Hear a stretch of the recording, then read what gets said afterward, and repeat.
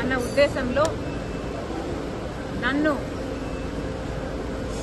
ఎలాగైనా సరే నా భవిష్యత్తును పాతిపెట్టాలి అన్న ఉద్దేశంతో ఎన్నో చేశారు.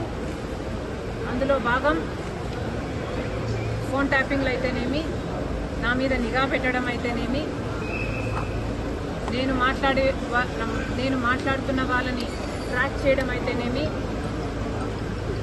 నాకు రాజకీయంగా బలమయ్యే వాళ్ళని లేక నాకు సపోర్ట్ చేసే వాళ్ళని బెదిరించడం అయితేనేమి, ఇలాంటివి ఎన్నో చేశారు. అందులో భాగంగానే ఈ ఫోన్ ట్యాపింగ్ కూడా చేశారు. జగన్మోహన్ రెడ్డి గారు నా మీద చేసిన అత్యాచారాలలో ఫోన్ ట్యాపింగ్ అనేది చాలా చిన్నది. అసలు నేను ఊపిరి తీసుకోవడమే కష్టం చేశారు జగన్మోహన్ రెడ్డి గారు. కనుక ఆ రోజుల్లో నేను తెలంగాణలో పొలిటికల్ అరీనాలో ఉన్న కేసీఆర్కి వ్యతిరేకంగా పోరాటం చేస్తున్న జగన్మోహన్ రెడ్డి గారికి ఏ సంబంధం లేనప్పటికీ నన్ను తొక్కేయాలి అనే గట్టి ప్రయత్నం చేస్తున్నాడు.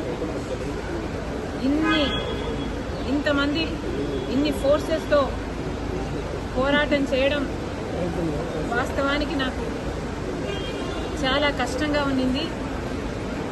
Therefore, I could not fight every battle.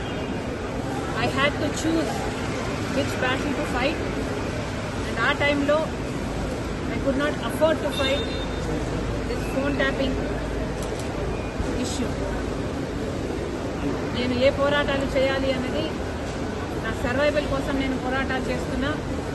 కాబట్టి ఆ పర్టికులర్ టైంలో ఫోన్ ట్యాపింగ్ ఇష్యూ మీద నేను పోరాటం చేయలేకపోయినా, in spite of knowing that is illegal, unethical and against my constitutional rights. కానీ ఇప్పుడు నేను చెప్తున్నాను, ఫోన్ ట్యాపింగ్ జరిగిన మాట వాస్తవం, ముమ్మాటికి నిజం. ఈ కాన్వర్సేషను సుబ్బారెడ్డి గారు వైసీపీ నాకు సొంతంగా వినిపించింది. ఇది నిజం. కాబట్టి ఇప్పటికైనా నేను అప్పుడు చేయలేని పోరాటం, ఇప్పుడు ప్రభుత్వాలు మారాయి, ఇక్కడ రేవంత్ అన్నగారు ఉన్నారు, అక్కడ చంద్రబాబు గారు ఉన్నారు. కనీసం ఇప్పుడైనా ఈ ఇష్యూని చాలా సీరియస్గా తీసుకోవాలి. ఎక్కడ ఏ ఎంక్వైరీకి రమ్మన్నా నేను కూడా రావడానికి సిద్ధంగా ఉన్నాను. తప్పు జరిగింది, ఆ తప్పుకు శిక్ష కూడా పడాల్సిన అవసరం. అంటే ఎంక్వైరీనైనా మీరు ఏమన్నా ఫిర్యాదు చేసే అవకాశం ఉందా?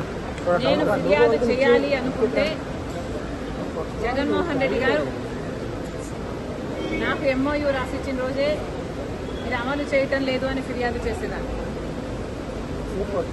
నిజానికి సొంత తల్లిని కోర్టుకి ఇచ్చింది జగన్మోహన్ రెడ్డి గారు. నాకు పర్సనల్ గ్రడ్జెస్ లేవు అని నిరూపించుకోవడానికి మేబీ నేను పర్సనల్ ఫిర్యాదు చేయకపోవచ్చు. కానీ నేను చెప్పాలనుకుంటున్నది సోషల్ ఇష్యూ. ఇక్కడ తప్పు జరిగింది.